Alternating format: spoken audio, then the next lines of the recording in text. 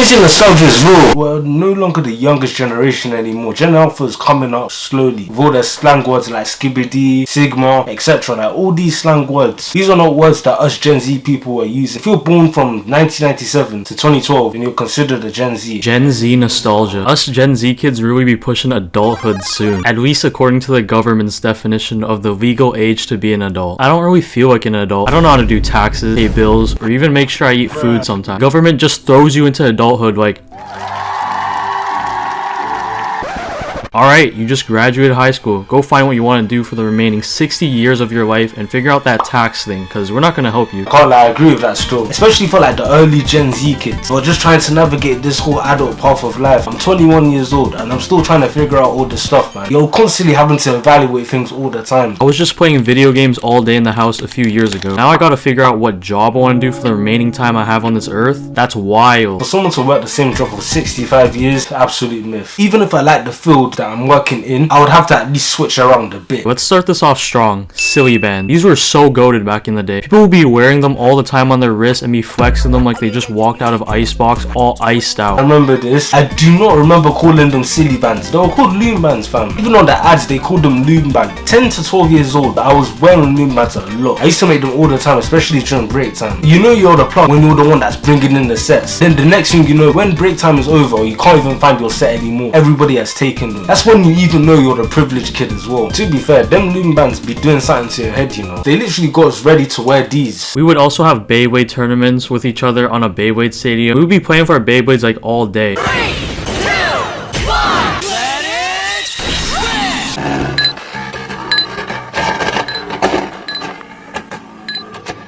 rip! When it comes to toys, Beyblade was up there, man. If you grew up in the UK, a lot of you, man, probably would know what golden time is. So basically, it's like you just had this allotted time where all the children could play with their toys, could talk, and it was like free time towards the end of the day because the whole class was on good behavior. But when I tell you, Beyblade had guys on a chokehold. Guys were buying Beyblades left, right, and center. Bear in mind, a lot of these Beyblades weren't cheap, especially if you got the Takara Tomy ones. Guys were just battling left, right, and center. Even the girls got in on the action as well. It's to the point where I even had to make a whole video just on Beyblade. The series itself amplified the toy. It was a very good marketing scheme. Now onto video games. Faintly remember playing Solitaire, Minesweeper, and 3D Pinball on that piece of junk. When my brother and I finally got our first laptop, it was awesome. We discovered Flash games and we would spend a majority of our time playing them on Miniclip, Y8, cool math games. It was great. My personal favorites were Super Smash Flash, Super Mario 63, Learn to Fly, Boxhead, and Gravity Guy. Later on, we would get a DSi XL and we had one of those R4 cards that had like a bunch of games that we would play on there. And of course, I would stay up playing on the DS, and when my mom would check up on me in the middle of the night, I would quickly close the DS and hide it under my pillow and pretend that I was asleep. And when she left, I would go right back to playing. Don't get me started on the Wii. That was the most goated console. It had bangers after bangers after bangers. Bro, I swear I was like a pioneer of the iPad kid. I had an iPad mini and I would be glued to it 24/7. I would bring it to my friend's house and we'd play Roblox and Minecraft Pocket Edition together. To be fair, that guy was hitting the spots when it came to video games. Tell me why, like on the Wii, I was playing New Super Mario Bros. Wii every single day. It was too live, man. I had to even get a Switch so I could play more and more games. Even online games, like it was like Bakeria, Pizzeria, all them kind of games, all the EA games. But me pretending like I was sleeping, but I was actually playing the game. I couldn't do that still. African parents are one step ahead of you. Let's talk about some TV shows. I used to wake up at 6 to 7 a.m. in the morning. After I did all my morning stuff, I would pour up a bowl of cereal and watch some television. My favorite shows being iCarly, SpongeBob, Beyblade, Regular Show, Arthur, and Total Drama Island. As I grew older, I saw TV programs discontinuing these shows and the newer gen shows started to take over and it was just meh. This guy is on point. Tell me why I was waking up at 6 a.m. to 7 a.m. just to go and watch TV. Bear in mind, this was not even a weekday. This was on the weekend. Fam, Saturday now, I wouldn't be able to get up at 10 a.m. Sometimes I'll be watching TLC, so I'll be watching like My 600 Pound Life, Kate Boss, all these kind of shows, fam. I was that kid. Reality TV's been my thing from day. Even the bowl of cereal as well. How I did that back in the day, I do not know. I could not do that now, fam. How times have changed. The only time you will mostly catch me active at those hours is if I'm going to work, I'm trying to catch a flight to another country. Other than that, you're not catching me at those hours, bro. unless it's like an emergency. If you had Disney Channel, Disney XD, Cartoon Network, that's when you know you were like the privileged kid. You actually had it. Those are like the premium shows. It was 2 Live still. It was 2 Live to the point I even had to make a couple videos on these shows. I made a video on like regular show, Amazing World of Gumball. 2016, 2017 was when I realized they're not hitting still. That's when I knew I was not small picking anymore, man. It's crazy to see how things can change, man. Back in elementary, I would pack myself some cereal in a Ziploc bag, or I would bring some Sky Flakes to school. Your boy was struggling in the snack department, but it was okay, cause I would be leeching snacks from my friends when I was at school. Here's a bunch of snacks I would be munching on way back in the day. The top 3 snacks had to be Rice Krispies, Gushers, and Goldfish. These snacks were the top dogs. Unfortunately, a lot of these snacks don't hit the same anymore as I grew up more, and are kinda just straight up nasty, not gonna lie. But they were good while they lasted for my 10-year-old self. I get that this brother's American in it, so a lot of these snacks I can't relate to eating them. Other than like Hubba Bubba, snacks were taking over, man. Especially when I was like around 14, 15, and a bit of 16 as well. Instead of eating a bowl of cereal like a normal individual, I'll be eating like a whole chunk of Oreo chocolate. Then I'll gush it down with Fanta, and that'll be my breakfast. Flipping mad, fam. No wonder I was pissed off all the time, fam. I wasn't getting the right nutrition. Instead of guys eating like proper food, they'll just be snacking the whole day. The only time they'll eat proper food is when they get home, because their mom has made jollof fries, pounded yam, and a goosey soup. That's the only proper meal they're eating in that day. What's a life? Next thing we'll talk about is music. I can guarantee you that we all go back to listen to music that was popping back in like the 2000s or 2010s. They just had so many banger songs back in the day on the radio. We have Call Me Maybe, Fireflies, Hey There Delilah, Cup Song, Rude, Safe and Sound, Counting Stars, Baby, What Makes You Beautiful. Music in this era definitely hit different. The radio was actually playing good songs rather than complete garbo songs like Astronaut in the Ocean. I also listened to some older music back in the day too, like songs from ABBA, The Beatles, Louis Armstrong, Whitney Houston, Bob Marley, and Bill Withers. And this was because my music class teacher, he would play these older songs on his piano, and as a class we'd sing those songs, and they were straight bangers too. Nowadays I find myself listening to these songs and it just reminds me of the days in the past and brings a lot of good memories that I've experienced. 2000s, 2010s music, it just hit different, fam. We didn't realize how good we had it back then, you know, until we got into the 2020s. It's crazy to even think we're halfway through the 2020s as well. This is 2024, you know. The songs he listed are literally songs you would hear in primary school, elementary school, wherever you're watching this. You will hear stuff like this on the radio. Because of TikTok, all of these songs started resurfacing. As soon as I saw it on TikTok, I would just start downloading all the songs one by one. I'd just be listening to it casually on my playlist. They still slap, fam. They still slap. They probably even hit harder because you're older. Nowadays it's all about streaming and TikTok songs. It's no longer about the radio, man. Whenever I listen to the radio now, the radio is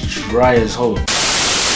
Those 2 videos that I watched are hella accurate. It's as if we almost had the same childhood. Why could I relate to literally every single point this guy was making? Watching these videos made me miss my childhood, man. My childhood was live. It's J Money 13, and I'm signing out. In a bit, man.